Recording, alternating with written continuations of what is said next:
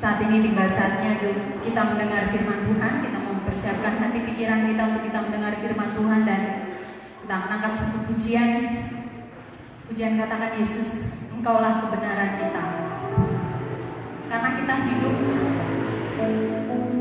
untuk Tuhan, dan biar firman Tuhan ini membuat kita makin mengerti kehendak Tuhan, ya. Dan firman Tuhan ini mengajarkan kita untuk kita makin dewasa, berbuah, ya, jadi berkat bagi setiap orang. Dan biar firman Tuhan ini menjamah kita sehingga ketika kita keluar dari tempat ini, kita makin dikuatkan, kita makin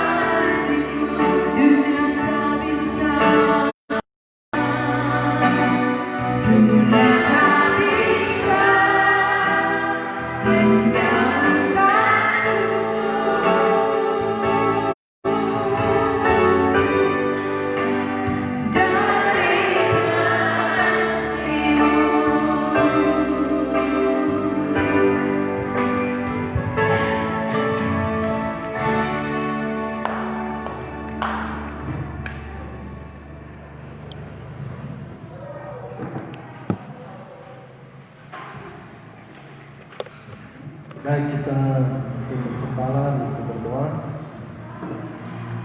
Bapa kami di surga, kami mengucap syukur kepadamu kalau malam hari ini kami dapat beribadah kepadamu dalam ibadah minggu sore. Bapa, kami mau belajar dari firman-Mu. Firman-Mu adalah makanan rohani bagi kami. Oleh sebab itu, Roh Kudus, tolong berkati kami semua untuk dapat mendengar firman-Mu dengan baik. Kami dimampukan untuk mengerti maksud-Mu dan mentaatinya, sehingga kami tidak berdosa kepadamu. Berbicaralah Tuhan, kami siap mendengar dan menerima firman-Mu. Di dalam nama Yesus kami berdoa, haleluya. Amin. Jemaat Tuhan yang saya kasihi, tadi pagi pada pagi kami belajar firman Tuhan di dalam kitab Ulangan pasal 17 ayat 1 dengan satu tema persembahan yang benar. Kalau ada persembahan yang benar,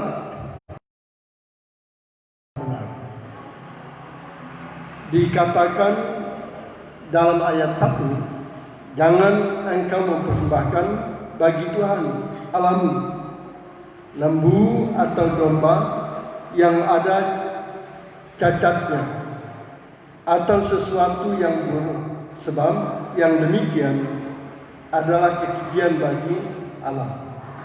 Berarti persembahan yang tidak benar, yang tidak berkenan di hati Tuhan adalah persembahan yang cacat. Dan bagaimana kita tahu persembahan itu cacat? Itu dilihat dari dua hal.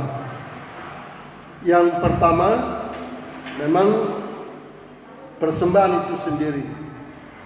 Orang lebih senang memilih yang terakhir untuk Tuhan, yang kurang bagus untuk Tuhan. Itu persembahan yang cacat. Persembahan yang tidak cacat tatkala kita memberi yang terbaik untuk Tuhan dari yang lain. Jadi dilihat dari persembahan. Kemudian yang kedua, kita mengerti persembahan itu cacat atau tidak, itu dilihat dari motivasi orang tatkala dia mempersembahkannya. Ada orang mempersembahkan kepada Tuhan hanya karena supaya dipuji, dilihat orang, itu cacat. Pujiannya habis di dunia. Ada orang mempersembahkan kepada Tuhan dengan motivasi dia mendapat keuntungan, itu cacat. Jadi motivasi kita lebih benar. Kenapa kita mempersembahkan kepada Tuhan? Sebab dengan persembahan itu kita mengambil satu keputusan di dalam kehidupan kita. Yang pertama, kita berkata kepada Tuhan, Tuhan, ini milikmu. Saya hanya diberi hak makan. Jadi napas hidup kita hasil usaha pekerjaan itu kepercayaan sementara. Dia berhak memberi, dia berhak mengambilnya. Dia berhak menambahkan, dia berhak mempertahankan. Itu hanya kepercayaan sementara, termasuk kehidupan kita. Jadi tidak selamanya kita hidup di dunia ini. Hanya kepercayaan sementara. Kalau Tuhan berkata, hai, kembalilah engkau, maka kita akan kembali. Oleh sebab itu, kenapa kita mempersembahkan yang terbaik kepada Tuhan? Sebab dia pemilik.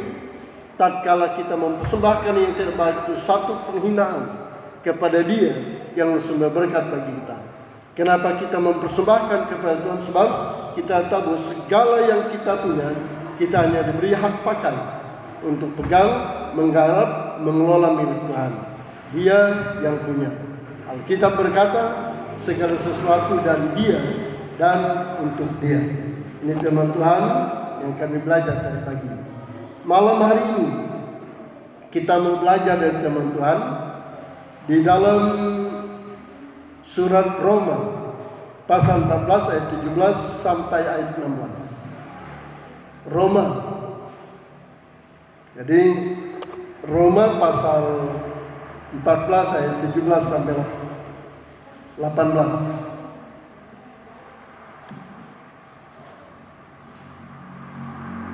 Roma pasal 17, pasal 14, ayat 17 sampai 18. Demikian firman Tuhan.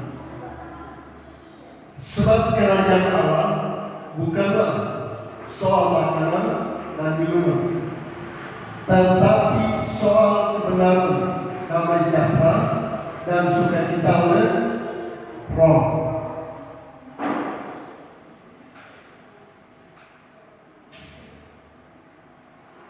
Karena barang siapa melayani Kristus dengan cara ini, ia berkenan pada Allah dan dihormati oleh manusia. Demikian firman Tuhan. Karena waktu kita belajar renungan singkat malam hari ini, tetapi biarlah kita merenungkannya di dalam kehidupan kita dan mendengarnya dengan baik. Melayani Kristus, itu tema. Jemaat Tuhan yang saya kasihi, kita dipanggil menjadi anak-anak Allah.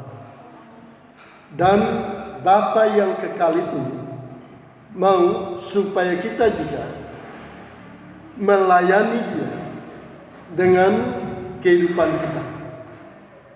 Orang bertanya, bagaimana cara melayani Tuhan yang tidak kelihatan? Bagaimana cara melayani Kristus yang tidak kelihatan?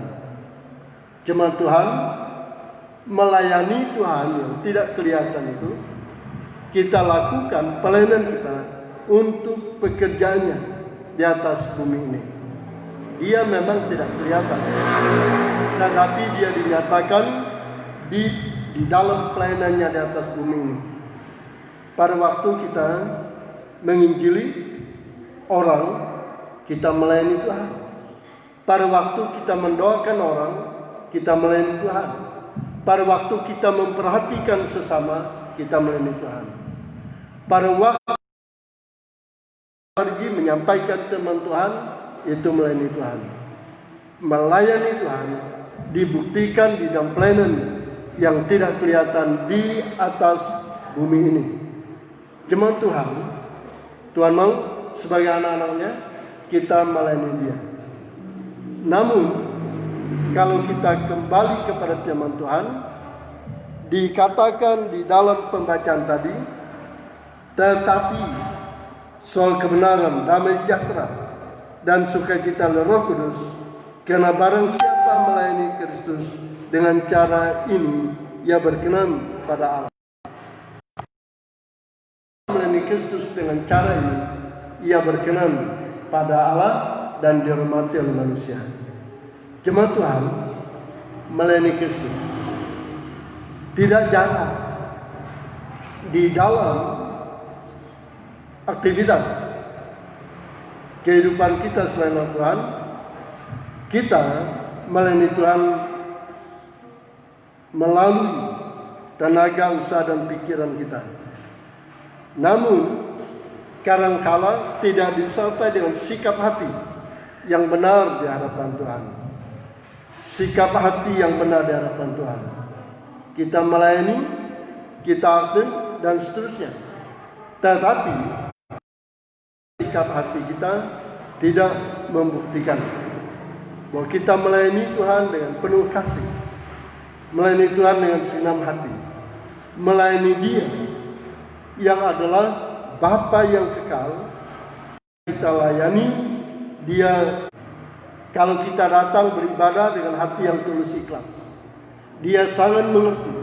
Kalau kita pergi memberitakan Injil dengan sesungguhnya, Dia sangat mengerti. Kalau kita ambil bahagian di dalam melayani Tuhan dengan hati yang sesungguhnya kepada Tuhan. Jemaat Tuhan yang saya kasihi, dalam Roma 14 ayat 17 dikatakan, bila kita ingin melayani Tuhan dengan benar, maka kita harus melakukannya dengan kebenaran. Jadi bukan asal-asal, tetapi melakukannya dengan kebenaran. Kalau asal-asal itu mungkin manusia lihat itu, tapi Tuhan tahu hati kita, itu namanya berpura-pura. Jadi kita mau melayani Tuhan dengan benar, maka yang pertama kita harus melakukannya dengan kebenaran. Itu ayat firman Tuhan yang kita baca. Dalam damai sejahtera. Yang kedua, bukan dengan bersungut, bukan dengan sedih, bukan dengan terpaksa, tetapi kita lakukan semua tanggung jawab kita, pelayanan kita untuk Tuhan. Yang pertama dengan kebenaran, yang kedua dengan damai sejahtera, dan dikatakan dengan sukacita, bukan bersungut, bukan terpaksa. Dan ini dengan Pak Pendeta, kalau menjadi Kristen yang pasif, itu tidak dengan sukacita. Dan ini dengan sesama teman. Kalau saya menjadi anak Tuhan pasif, tidak ambil bagian apa-apa, itu bukan dari hati. Tuhan mau melayani Tuhan, Raja di atas segala raja. Yang pertama tadi apa? Dengan kebenaran. Lakukan dengan sungguh-sungguh. Yang kedua apa? Dengan damai sejahtera.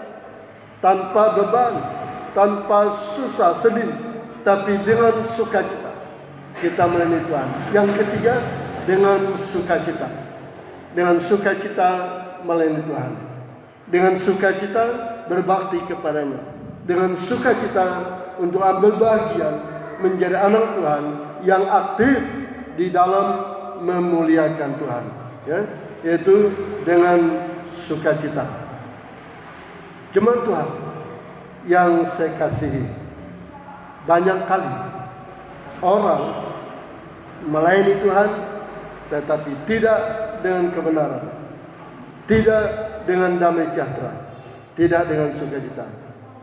Bila hal-hal ini tidak ada di dalamnya, mari kita renungkan kembali pelayanan kita.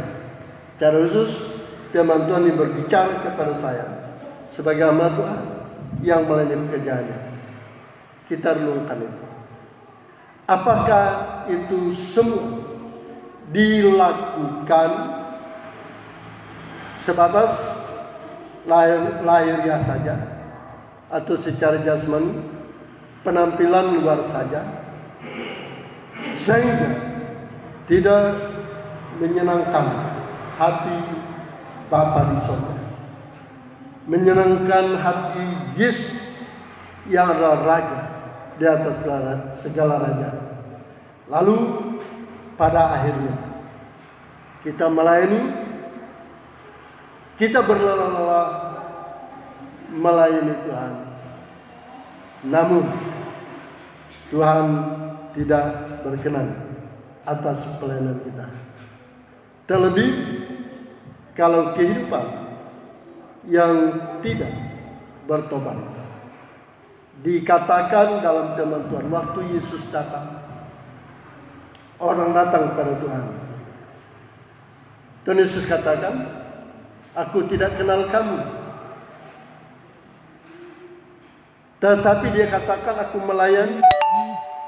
Tetapi Yesus katakan, aku tidak kenal kamu, sebab kamu tidak melakukan kehendak Bapa-Ku di surga. Yang lebih parah lagi, Yesus berkata, nyah daripadaku, hai kamu sekalian membuat segala kejahatan. Jemaat Tuhan yang saya kasih, mari firman Tuhan ingatkan kita sudah diselamatkan semasih kita ada. Gunakan waktu, kesempatan untuk melayani Dia dimanapun kita berada. Pelayanan yang diharapkan, melayani Dia dengan kebenaran, melayani Dia dengan damai sejahtera, melayani Dia dengan penuh sukacita, melayani Dia dengan kehidupan yang lahir baru, bertobat, tinggalkan dosa, untuk hidup berkenan di hati Tuhan. Mari kita tunduk tangan. Bapa kami di surga, kami mengucap syukur atas renungan singkat malam hari ini, tetapi firman Tuhan tidak pernah singkat. Roh Kudus terus dapat mengembangkannya, sehingga kami menyadari bahwa kami sudah dipanggil untuk diselamatkan. Kami menjadi anak-anak-Mu, dan Tuhan mau supaya kami hidup melayani pekerjaan, melayani dengan kebenaran, melayani dengan damai sejahtera, melayani dengan sukacita, bukan asal-asal. Sebab Yesus Raja di atas segala raja, Dia layak terima kemuliaan. Tuhan, tolong kami untuk kami mengerti bahwa kami harus hidup kudus bagimu, untuk berkenan di hati-Mu. Di dalam nama Yesus Tuhan dan Juru Selamat kami boleh menyaksikan jemaat ini terus mempertahankan posisi kehidupan mereka yang mengasihi pekerjaan-Mu dan melayani pekerjaan-Mu, dan terus termotivasi untuk melayani pekerjaan-Mu secara benar, melayani pekerjaan menurut firman Tuhan. Di dalam nama Yesus kami berdoa. Haleluya. Amin. Demikian firman Tuhan. Tuhan memberkati kita, dan saya kembalikan kepada hati untuk memandu acara kita sampai akhir.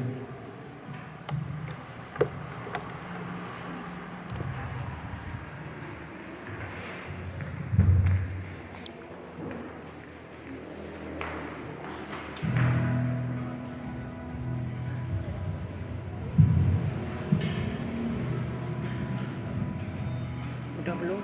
Saat ini kita akan beri yang terbaik buat Tuhan dengan menjalankan persembahan. Udah belum ini? Lanjut. Apa diselesai? Kepada saudara Opik bahwa menangkap persembahan. Sementara persembahan dijalankan, kita akan Tentang ujian